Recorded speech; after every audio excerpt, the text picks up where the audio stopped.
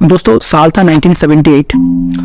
मुंबई में opera house के बाहर एक 17 साल का लड़का डायमंड का कुछ सैंपल लेके बायर ढूंढता रहता था। डायमंड बिजनेस पे क्या होता है, अलग अलग क्वालिटी रहता है, अलग अलग क्वालिटी के लिए अलग अलग बायर आते हैं। तो किसी को अगर बायर को किसी क्वालिटी पसंद हो गया तो वो खरीद लेते थे और ये बिजनेस पूरा मुंह जवानी होता था। सामान वो देते थे, शाम तक पैसा आ जाता था। तो 17 साल का जो लड़का था उसका नाम था गौतम, पूरा नाम है गौतम अदानी। एक बहुत बड़ा राइटर जिसका नाम है आर्यन भास्कर, उसने गौतम अदानी के ऊपर एक बुक लिखा। उस बुक में उसने बोला कि गौतम अदानी जो था वो बेसिकली एक सौदागर था। उसको सौदा करना अच्छा लगता था। सौदा में क्या होता है ना, सौदा में रिलेशनशिप बनाना पड़ता है और सौदा में ट्रांजैक्शन बहुत इंपॉर्टेंट होता है। मैंने आपको सामान दिया, पैसा आ गया, ट्रांजैक्शन हो गया, सौदा खत्म हो गया, फिर दूसरा सौदा करते हैं। सौदागर बहुत शॉर्ट टाइम सोचता है, लेकिन एक इंडस्ट्रियलिस्ट जो होता है वो बहुत लॉन्ग टर्म सोचते हैं। उनके धंधे में कैश फ्लो बहुत इंपॉर्टेंट होता है। आज के स्टोरी में मैं यही बताऊंगा कैसे एक मामूली सी सौदागर दुनिया का सबसे बड़ा इंडस्ट्रियलिस्ट बन गया। गौतम भाई का करियर जो शुरू हुआ था वो हीरे के शॉर्टिंग में शुरू हुआ था। डायमंड शॉर्टिंग करता था। तो जैसे मैंने बोला था हीरे में अलग अलग क्वालिटी होता था, तो उसको अलग अलग बायर ढूंढना पड़ता। कोई बायर मिल जाता था, उसको हीरा बेच देता था, पैसा आ जाता था। पूरा मुंह जवानी में ये बिजनेस चलता रहता था। तो ऐसे ही दिन जा रहा था। एक दिन थोड़ा सा जोश में आके गौतम भाई ने बहुत बड़ा एक ट्रांजैक्शन कर दिया और खुश होकर छुट्टी में चला गया। तो मंडे को उसका भाई जब आया, देखा था कि रैक में से ये सब डायमंड मिसिंग है। फिर उसने खाता खोला, खाता में वो कोई है नहीं, बुकिंग है नहीं, उसमें कोई पैसा आया नहीं है। तो भाई लोग परेशान है। तो 3-4 दिन बाद जब गौतम आया तो उनको पूछा, भाई ये डायमंड कहाँ गया? तो गौतम ने बोला, ये डायमंड तो मैंने बेच दिया, पैसा आया नहीं क्या? वो तो बोला था अगले दिन पैसे दे देंगे। तो वो बंदा मार्केट से भी गायब, वो फोन भी नहीं उठा रहे। तो गौतम और उसका भाई मिलके एक आइडिया सोचा। तो उसने सोचा कि वो लोग उसके घर पे गया। अब घर में भी कोई दरवाजा नहीं खुल रहा है। तो सुबह 6 बजे इनके घर में दूध वाला आते थे दूध देने के लिए। तो ये लोग सुबह 5 बजे उसके घर के बाहर आ गया। 6 बजने में जब 5 मिनट था तो गौतम और उसका भाई आके दरवाजा में घंटी बजाया। दरवाजा खोला उनका वाइफ। तो गौतम भाई ने बोला कि भाई ये आपके हस्बैंड है जो मेरे से डायमंड खरीदा, मुझे पैसा चाहिए, बिना पैसे लिए मैं जाऊंगा नहीं। तो उनकी फैमिली में बच्चा भी घर में था। तो उसने फिर अपने हस्बैंड को बुलाया। तो हस्बैंड आया। हस्बैंड हाथ जोड़ कर बोला कि मेरा बुरा टाइम चल रहा है, मैं पैसा दे नहीं सकता। तो वो लोग बोला, आपके पास कुछ तो होगा, पैसा नहीं है कुछ तो है, देखिए क्या है। तो कुछ स्टोन इधर उधर से कुछ स्टोन मिला, कुछ पैसा मिला, कुछ उधारी भी था, ऐसा करके ही सेटल किया। ये इंसिडेंट के बाद गौतम भाई को लगा ये जो मुंह जवानी वाला जो बिजनेस है, ये बिजनेस ज्यादा दिन तक नहीं चलेगा, उसको थोड़ा सा अलग से कुछ करना पड़ेगा। तो मीनवाइल अहमदाबाद में उसका भाई था, उसने एक प्लास्टिक का ट्रेडिंग शुरू कर दिया था। तो उसने गौतम को उधर बुला लिया, तू आजा मेरे साथ प्लास्टिक का काम करना। तो गौतम उधर चला गया। उस टाइम इंडिया में प्लास्टिक बूम आ गया था। हर एक चीज प्लास्टिक में, बर्तन प्लास्टिक, चेयर प्लास्टिक, कुर्सी प्लास्टिक, फर्नीचर, सब कुछ प्लास्टिक में आ गया था। प्लास्टिक में क्या होता है, प्लास्टिक में जो रॉ मटेरियल होता है, प्लास्टिक दाना बोलते हैं, वो रहता है किसी बड़ा सा डिस्ट्रीब्यूटर के पास। और गौतम और उसका भाई लोग ऐसे ही सप्लायर का काम करता था। उनसे कुछ प्लास्टिक खरीदा और मैन्युफैक्चर को जाकर सेल कर देता था। तो ये सप्लाई चेन इतना सिस्टमेटिक और इतना कंपटीशन था, इसमें कमाने का ज्यादा मौका नहीं था। गौतम देखा कि इसमें अगर जाएंगे और इसमें चलते रहेंगे मैं ज्यादा पैसा कमा नहीं पाऊंगा। इस बिजनेस में अगर कुछ अच्छा करना है तो मुझे बड़ा गेम खेलना पड़ेगा, और अगर बड़ा गेम खेलना है तो मुझे मटेरियल के साथ खेलना पड़ेगा, और मटेरियल के साथ अगर खेलना है तो मुझे वो मटेरियल लार्ज वॉल्यूम में चाहिए। तो गौतम ने पता किया कि ये जो प्लास्टिक के दाना ये कहाँ से आ रहे हैं। वो हर एक डिस्ट्रीब्यूटर को जगह पूछने लग गया, कोई अपना सप्लायर देने के लिए तैयार नहीं है, वो परेशान है। तो गौतम देखा जिस प्लास्टिक में वो प्लास्टिक का दाना आता था उसमें एक छोटा सा लोगो हुआ करता था।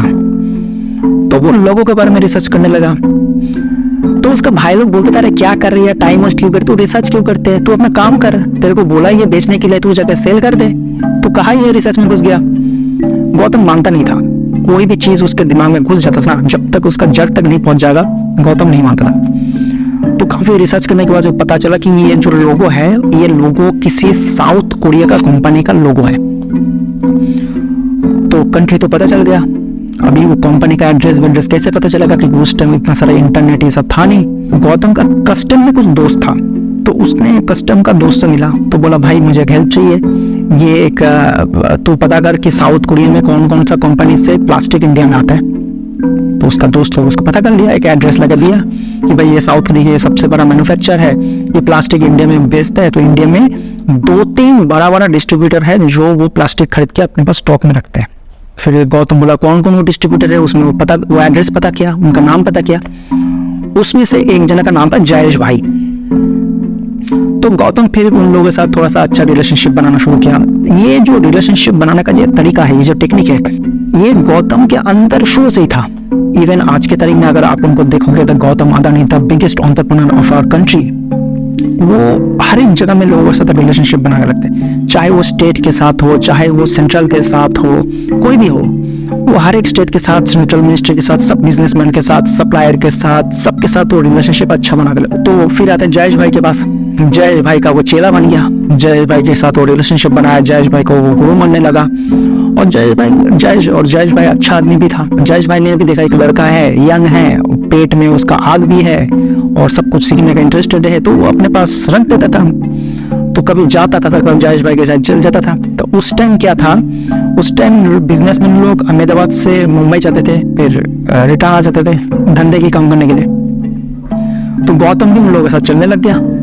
तो गौतम का टिकट हुआ करता था 2nd क्लास में और इन लोगों का टिकट हुआ करता था 1st क्लास में। लेकिन वो 1st क्लास में आ जाता था इन लोगों के साथ बैठने के लिए, बात करने के लिए। तो जब टीटी आता था, टीटी को बोलता था कि मेरा टिकट है 2nd क्लास में, मैं चला जाऊंगा, मैं इन लोगों से सिर्फ बात कर रहा हूँ और 2 मिनट में मैं चला जाऊंगा। फिर वो 2 मिनट में बात चलते रहता था, बात 2 घंटा, 3 घंटा, 4 घंटा था। ये लोग बात करते थे, धंधे की बात करते थे, पैसा कमाने की बात करते थे, कंट्री की बात करते थे, अलग अलग बात चलते रहते था। तो जब इन लोगों के साथ बात करता था, गौतम ये भी ऑब्जर्व करता था कि ये लोग कौन सा कपड़ा पहनते हैं, चम्मच से कैसे खाया जाता है, कैसे बैठता है, बॉडी लैंग्वेज कैसे होता है, ये सब कुछ वो ऑब्जर्व करता था। तो बात करते करते जब रात हो जाता था तो दोनों सीट के बीच में चादर बिछा के गौतम उन लोगों के साथ सो जाता था। फिर सुबह हो जाता था, मुंबई आ जाता, वो लोग चले जाते। ऐसे ही जिंदगी चलते रहता था। तो एक दिन ऐसे करते करते गौतम ने जयेश भाई को बोला, जयेश भाई मेरा एक रिक्वेस्ट है। जयेश भाई बोला बताओ। गौतम ने बोला जयेश भाई मुझे ना साउथ कोरिया जाना है। तो जयेश भाई बोला यार तू कहाँ साउथ कोरिया जाएगा, तो इधर काम कर। गौतम बोला नहीं जयेश भाई मुझे आपकी हेल्प चाहिए, आप मुझे साउथ कोरिया ले चलो, भाड़ा मैं दूंगा, मुझे कोई ले जाने वाला है नहीं, आप मुझे ले जाइए, मुझे साउथ कोरिया जाना है। तो जयेश भाई सोचा, बोला ठीक है ले जाऊंगा तुझे साउथ कोरिया। जयेश भाई ने इंटरव्यू में बोला था कि मैं जब पहली बार गौतम को बाहर का कंट्री में ले गया था और वो साउथ कोरिया का जो मिट्टी में पैर रखा तो वो मिट्टी को नमन करने लगा, वो मिट्टी को चूमने लगा, क्योंकि उसने बोला गौतम को ये बात पता था कि इसी मिट्टी से उसको पैसा आएगा। और हुआ भी ऐसा था। गौतम का भाई का जो बिजनेस था उसमें प्लास्टिक का कैपेसिटी था 2 टन। गौतम ने किसी भी तरह अपने भाई को कन्विंस करके 2 टन से 20 टन का मटेरियल का कन्विंस किया। लेकिन उसने जब फैक्ट्री विजिट किया, फैक्ट्री जाके इतना इन्फ्लुएंस हो गया कि उसने 200 टन प्लास्टिक का ऑर्डर दे दिया। तो उसका भाई उसको बोले तो पागल हो गए क्या, ये 200 टन प्लास्टिक लेके क्या करेंगे, हमारे पास एलसी नहीं है, हमारे पास एलसी भी 20 टन का है।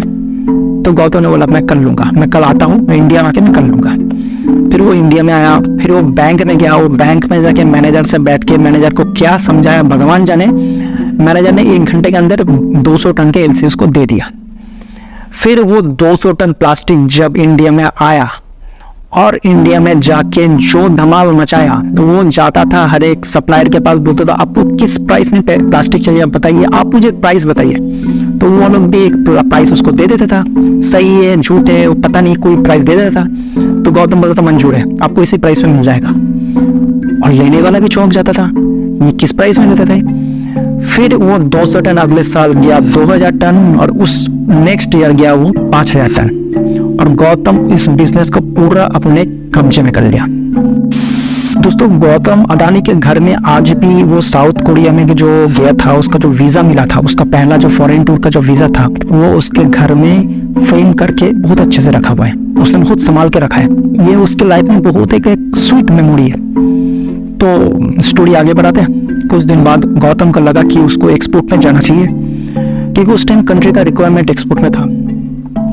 तो उनका भाई रहता था दुबई में, तो उनका भाई एक इंटरव्यू में बोला था कि उस टाइम हम लोग सारे सामान एक्सपोर्ट करते थे, टूथब्रश हो, टूथपेस्ट हो, जूता हो, चम्मच हो, कुछ भी मिले, कहीं पर में बाहर में कहीं पर भी कुछ मार्केट मिल जाए, उसको किसी चीज का रिक्वायरमेंट है तो वो लोग इधर से एक्सपोर्ट कर देते हैं।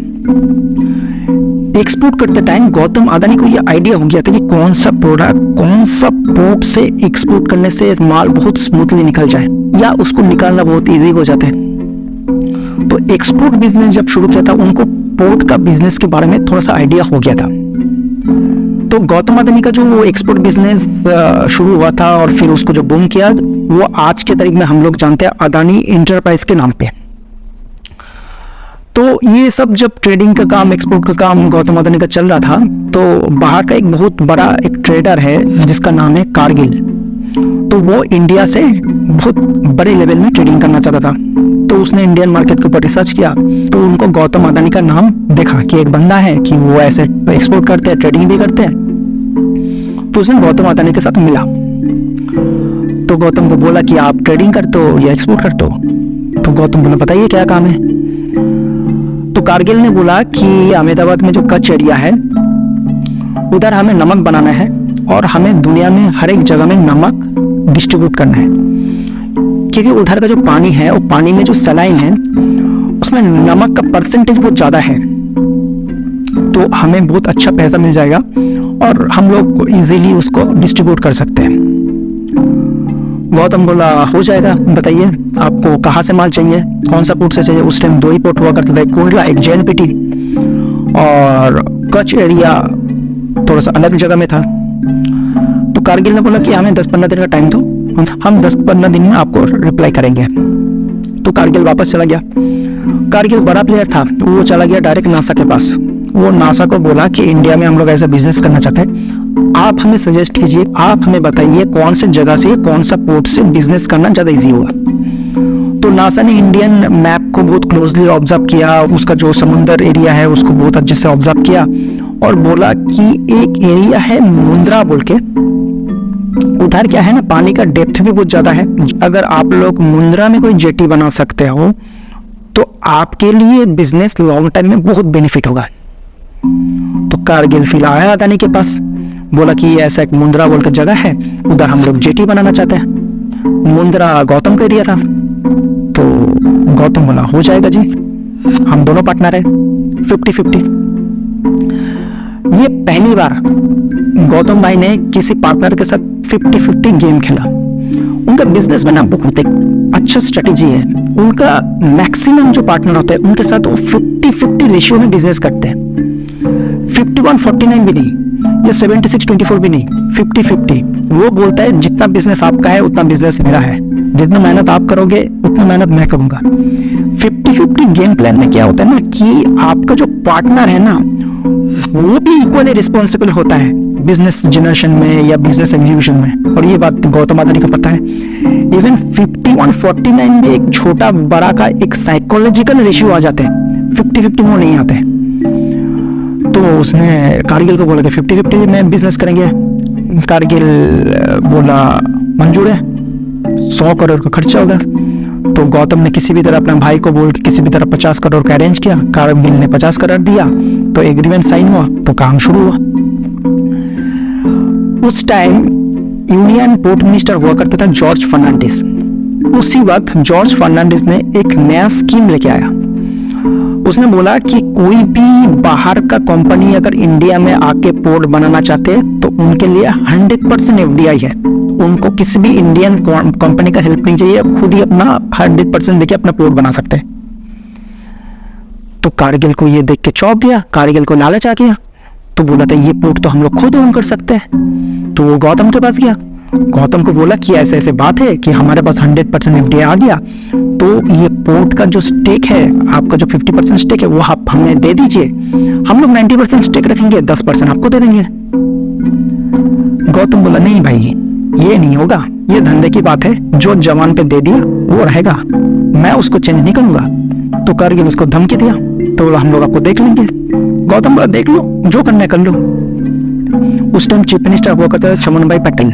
कारगिल ने पटेल साहब के पास गया, तो पटेल साहब बोला देखिए ये धंधे की बात है, ये लोग आप दोनों आपस में कर लीजिए, मैं बीच में नहीं पड़ूंगा। तो कारगिल उसमें निराश हो गया। फिर कारगिल ने गया जॉर्ज फर्नांडिस के पास। जॉर्ज फर्नांडिस के बोला कि मैं आपके कंट्री में एक अच्छा पोर्ट बनाना चाहता हूँ, वो आपके एक आदमी है गौतम अदानी, वो हमें बनाने नहीं देते। तो जॉर्ज फर्नांडिस स्टेट का जो चीफ मिनिस्टर है चमनभाई पटेल, उनको चिट्ठी लिखा। चमनभाई पटेल उनको रिप्लाई दे दिया जॉर्ज फर्नांडिस को, देखिए ये स्टेट का मामला है, आप बीच में मत पड़िए।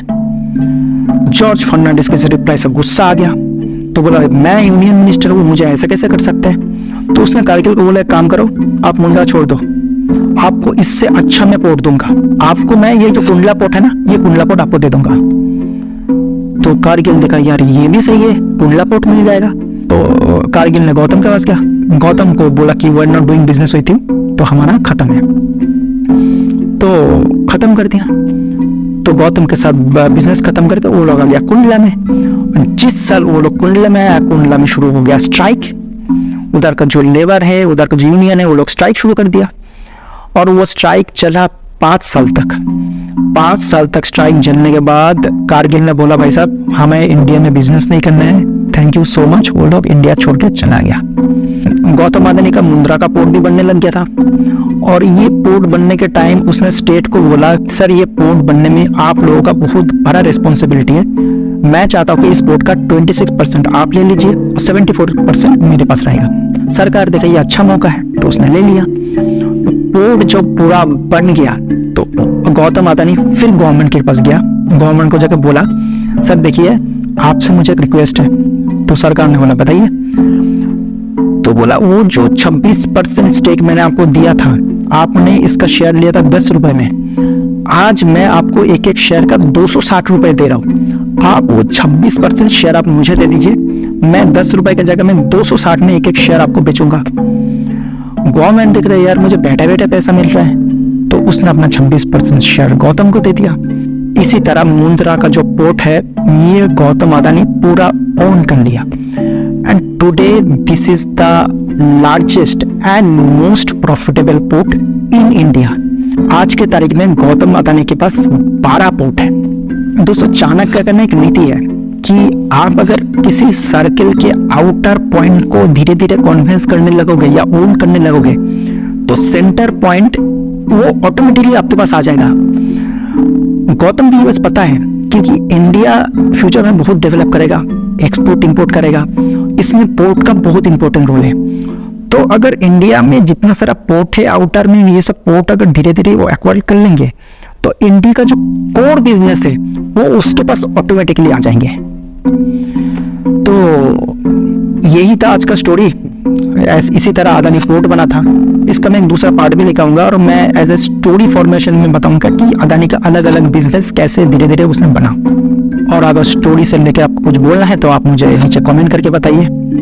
आपका कमेंट्स, आपका सब्सक्रिप्शन सब कुछ मुझे बहुत मोटिवेट करते हैं। Thank you so much.